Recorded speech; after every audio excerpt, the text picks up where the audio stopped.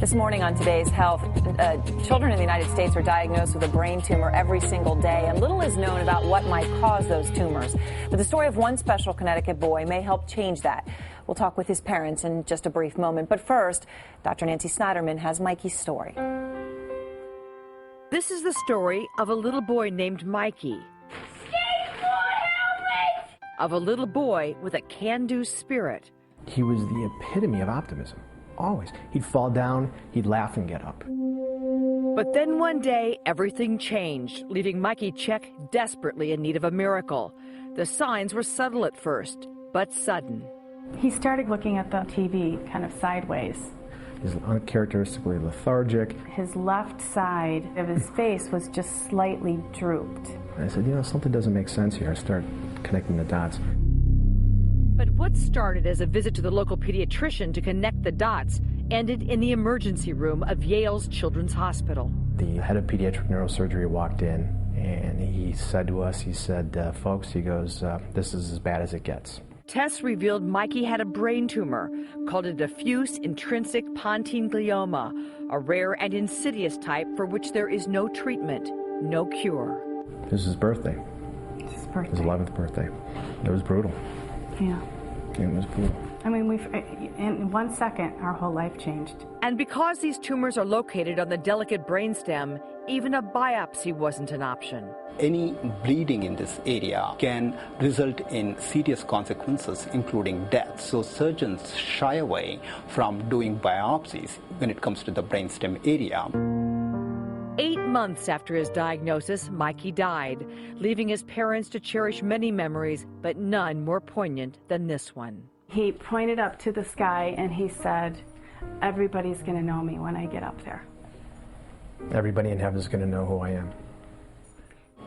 I probably haven't seen another child who was so beautiful, full of character.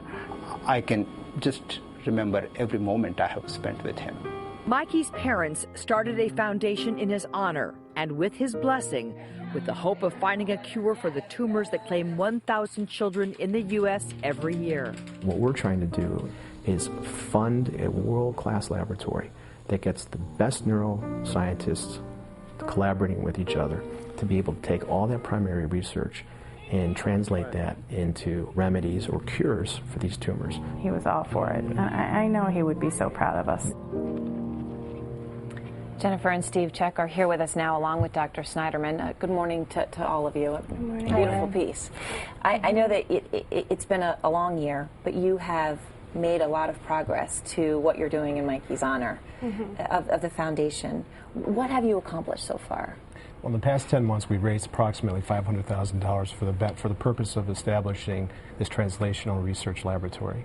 And by way of background, what that means is there's an enormous amount of primary research that's been done about pediatric brain tumors, and unfortunately there's an enormous number of children who are being diagnosed, every day with this.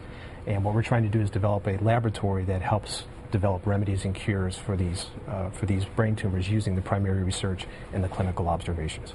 Dr. Nancy, why is it so hard to get these diagnoses for the brain's early enough? Well, the brain's a funny thing because you can have a benign tumor in a lousy place or a malignant tumor in a not so bad place, but there's no sort of margin of normal tissue you can take out in the brain. And Mikey's tumor, this is your brain and you turn it over, this is the spinal cord and this is what goes down, through your neck. But this area, the pontine angle, there's no margin of error. If you bleed there, your brain literally can herniate through your skull. It's impossible to biopsy, and the symptoms come on rapidly, and they grow quickly. So for a lot of parents, there's a lot of scrambling. You're trying to figure out what's wrong, who's going to do this, can you do something? At which point your son or daughter just continues to go downhill.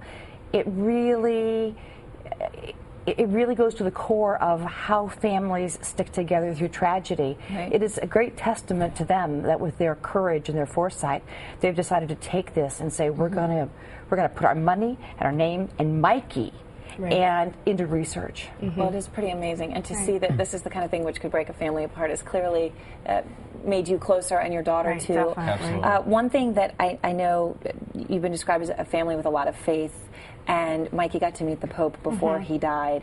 One thing I wanted to ask you was, has losing Mikey, did it change your faith or make you believe less, or did it make you believe more?